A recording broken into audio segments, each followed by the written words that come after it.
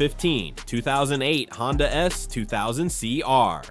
There's something most people forget about Honda. Back in the late 90s, when everyone else was chasing turbo power and V8 muscle, Honda asked a completely different question. What if we built something that didn't need any of that? The S2000 CR, Club Racer, was their answer, and in 2008, it was the purest version of that answer they ever put on the road. They stripped weight wherever they could find it, stiffened the suspension, bolted on a rear spoiler that actually did something, and swapped out the standard seats for high-back buckets that held you like the car knew you were about to do something reckless. That 2.2-liter VTEC 4-cylinder made 237 horsepower, numbers that sound modest right up until you realize this engine pulls all the way to 9,000 revolutions per minute. The moment VTEC lit up, everything about that car changed. It didn't push you, it pulled you, screaming toward a red line that felt like a dare. Only 699 were ever built. 6-speed manual, rear-wheel drive, no electronic safety net to catch you when you got it wrong. At 5.6 seconds to 60, it's the slowest car on this list, but ask anyone who's driven one, it never,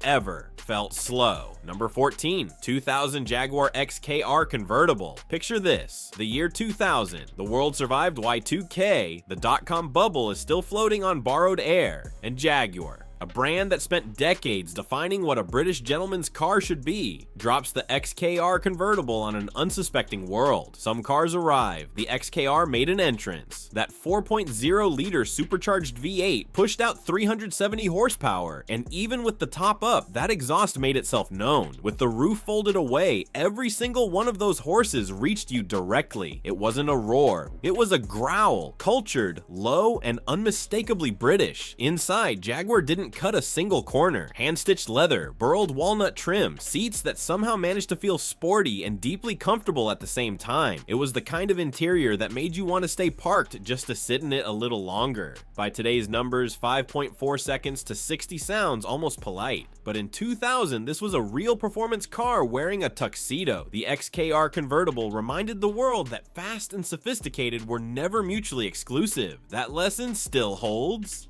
Number 13, 2004 Aston Martin DB9 Volante. There's a very short list of cars that are genuinely beautiful. Not good looking, not handsome, beautiful. The 2004 Aston Martin DB9 Volante sits near the top of that list. Built at Aston's Gaydon facility on a fully aluminum platform, the DB9 Volante was a technological leap forward for the brand. But technology was never the real story. The real story was that 6.0-liter V12 sitting behind that long sculpted hood, 450 horsepower, 420 pound-feet of torque, and a sound that turned every tunnel into Carnegie Hall, with the roof folded away, and it folded beautifully in about 17 seconds. The DB9 Volante became something genuinely rare, a grand tourer that made 186 miles per hour feel like an act of grace rather than aggression. For a car this composed, 4.7 seconds to 60 feels almost unfair. The DB9 Volante wasn't trying to chase a lap record, it was trying to erase every forgettable mile of your life and replace it with something worth remembering. In that mission, it delivered completely. Number 12, 2007 Ford Shelby GT500 Convertible. Carroll Shelby passed away in 2012, but he lived long enough to see his name put back on a Mustang that could actually back it up. The 2007 GT500 Convertible was Ford's declaration that American muscle hadn't gone soft. It had just been resting. 500 horsepower from a supercharged 5.4-liter V8. That number meant something in 2007 that's hard to fully explain today. Because at that point, 500 horsepower in an American production car was rare enough that people stopped and stared. In a drop-top Mustang wearing Shelby stripes? They didn't just stare, they pulled out cameras. The GT500 wasn't subtle about any of it. The exhaust was loud, the power hit immediately, and driving it with the top down felt like a full contact sport. It hit 60 in 4.5 seconds and kept pulling hard enough to make the neighbors call the HOA. But what separated this car from just being a numbers machine was the kind that can only come from a bloodline. The Shelby name didn't just sit on the badge. It earned its place there every single time you touched the gas. Number 11, 2007 BMW M6 Cabriolet. Same 0 to 60 as the Shelby. Completely different planet. Where the GT500 hit you over the head, the 2007 BMW M6 Cabriolet whispered in your ear, and somehow that was more unsettling, because this car knew exactly what it was doing every single moment. Under that hood sat something special, a 5.0-liter V10 developed from technology BMW pulled directly out of their Formula One program. 507 horsepower, spinning all the way to 8,250 revolutions per minute. A folding hardtop cabriolet running an engine like that. Even today, that combination sounds slightly unhinged. Inside, BMW gave the M6 Cabriolet everything. SMG paddle shift, head-up display, carbon fiber trim, a power folding roof that disappeared in under 25 seconds. The seats held you without punishing you. The steering gave you information without wearing out your arms. The Shelby made you feel like a cowboy. The M6 Cabriolet made you feel like a surgeon. And depending on the day, either one of those could be exactly what you needed. That's why both of them belong on this list, and why the argument between them still isn't settled. Number 10, 2005 Ferrari 575M Super America. Ferrari didn't just build a convertible, they invented an entirely new way for a car to open. The 575M Super America had a roof panel made from electrochromic glass, a single piece that rotated backward over the trunk in a motion that looked like something from a science fiction film. No soft top, no folding hardtop panels, just one single theatrical gesture that said Ferrari doesn't do anything the ordinary way. Under that rotating glass sat a 5.7-liter V12 producing 540 horsepower and enough torque to make the rear tires genuinely nervous. 0 to 60 in 4.2 seconds, and the car would eventually reach 202 miles per hour in a car with no conventional roof. Sit with that for a second. Ferrari built exactly 559 of them. They sold out almost immediately. A clean example today trades well north of $500,000, and every auction house that lists one knows it won't sit long. The 575M Super America wasn't Ferrari's fastest car of the decade. It wasn't even close, but it was the one that made people stop mid-sentence and completely forget what they were saying. That's a different kind of fast. Number 9, 2003 Dodge Viper SRT 10 Roadster. No traction control, no stability control, no ABS on the early cars. Side exit exhaust pipes that could literally burn your leg if you stepped out wrong. This was the 2003 Dodge Viper SRT 10 Roadster, and this was America's way of saying, if you can handle it, it's yours. That hand-assembled all-aluminum 8.3-liter V10 made 500 horsepower and 525 pound-feet of torque. The engine was so large it consumed most of the engine bay, and Dodge was proud of that. No apologies, no downsizing, just displacement, attitude, and an exhaust note that had no business being legal on a public road.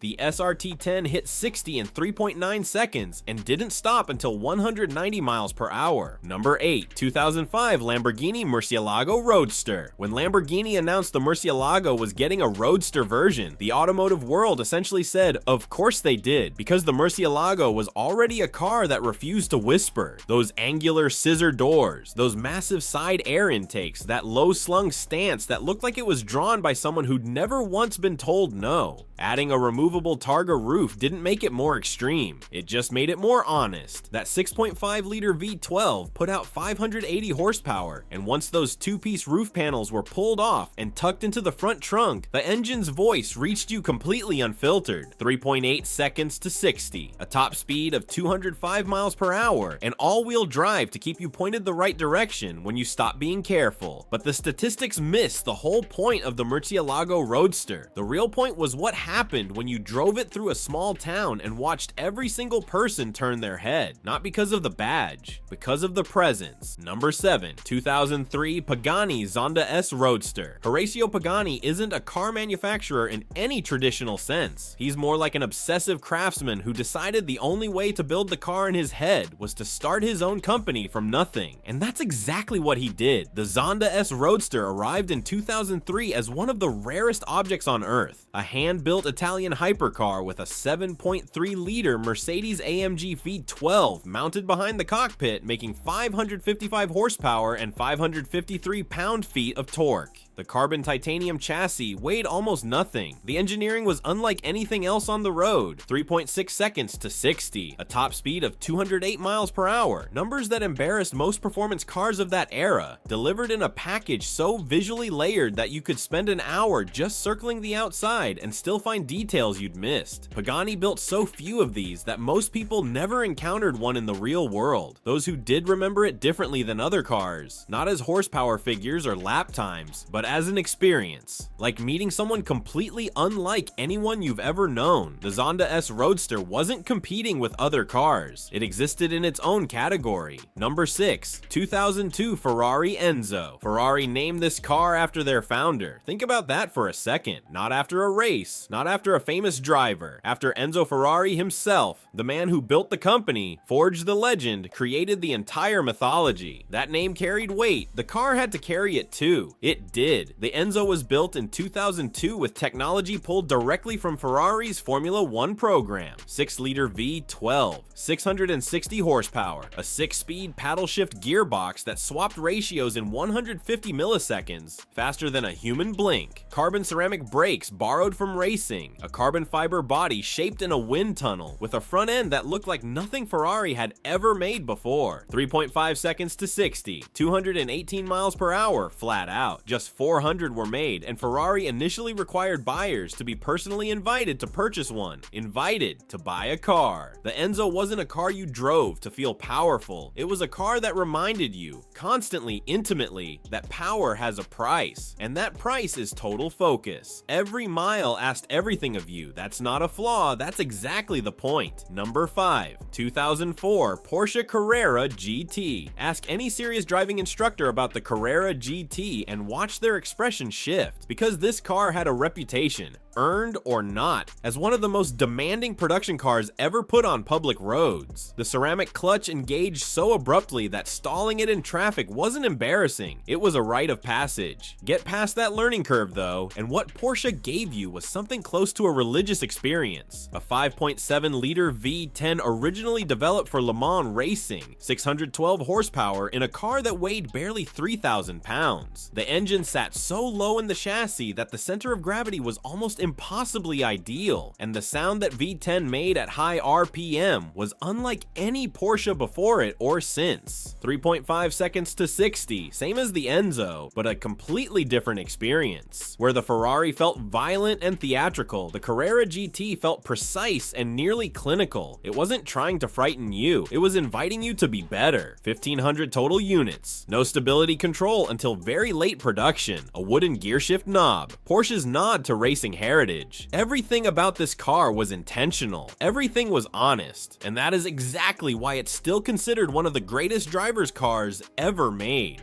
Number 4, 2009 Mercedes-Benz SLR McLaren Stirling Moss. Sir Stirling Moss is widely regarded as the greatest Formula 1 driver who never won the World Championship, a title that says far more about the era he drove in than about any lack of talent. So when Mercedes-Benz and McLaren decided to put his name on a car, they understood the weight of what they were doing. They said it in 75 cars. The Stirling Moss edition had no windshield, no roof, no side windows, just 2 small wind deflectors and the most aggressive interpretation of open-air motoring any production manufacturer had ever attempted. You didn't drive it so much as submit to it. That 5.4-liter supercharged V8 produced 650 horsepower, 22 more than the standard SLR, and launched the car to 60 in 3.4 seconds. At 217 miles per hour, with the wind hitting you at full force and nothing between you and the atmosphere, this was the kind of experience that made other fast cars feel ordinary. Each of the 75 buyers received a personalized plaque and a handwritten letter from Stirling Moss himself. The starting price was over $1.1 million.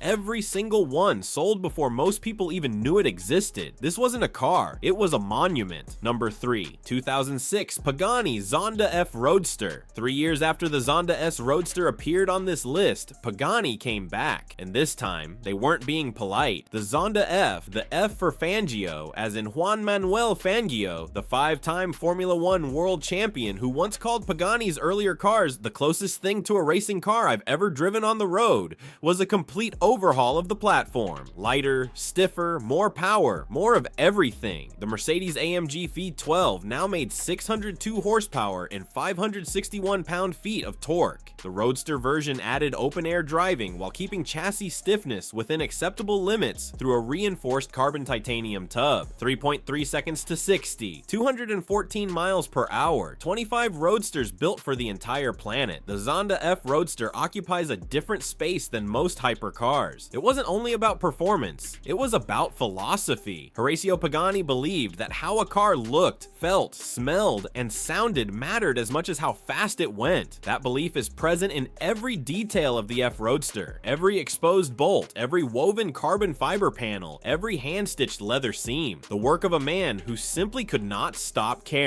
Number 2, 2008 Koenigsegg CCXR Special Edition. There's a small town in southern Sweden called Ängelholm. Population around 40,000. Normal town, normal life. Except that somewhere inside it, on what used to be a military airbase, a small team of engineers was quietly building the fastest production car on Earth. Christian von Koenigsegg started his company with almost no capital and an idea the automotive industry largely laughed at. By 2008, nobody was laughing. The CCXR Special Edition ran a 4.7-liter twin supercharged V8 that on E85 biofuel produced over 1,018 horsepower, over 1,000, in a car weighing less than 2,800 pounds, with a removable roof panel that stowed in the front trunk. 2.9 seconds to 60, a top speed north of 245 miles per hour. This wasn't built by a legacy manufacturer with unlimited resources. It was built by a team that simply refused to accept that small meant limited. The CCXR had active aerodynamics, a full carbon fiber body, and engineering details that held their own against anything coming out of Stuttgart or Maranello. When Top Gear put this car on their track, the numbers they recorded were almost impossible to believe. Koenigsegg had arrived, and they made sure the whole world knew it. Number 1, 2009 Bugatti Veyron Grand Sport. When Bugatti's engineers first presented the Veyron concept to the Volkswagen Group, the brief was simple and completely insane. Build the fastest, most powerful, most technologically advanced production car in the world. No compromises, no budget ceiling. Just do it. The result had 16 cylinders, 4 turbochargers, 10 radiators, and 1,001 horsepower. A number Bugatti chose specifically because it was the first production car to break 4 figures in metric horsepower. The engineering required to make all of it work reliably was so complex that the Veyron represented a financial loss for Volkswagen at every price point. They built it anyway. Then, in 2009, they took the roof off. The Grand Sport, an open-top Veyron, 2.5 seconds to 60 miles per hour. A governed top speed of 253 miles per hour with the roof on, and 360 kilometers per hour with it off.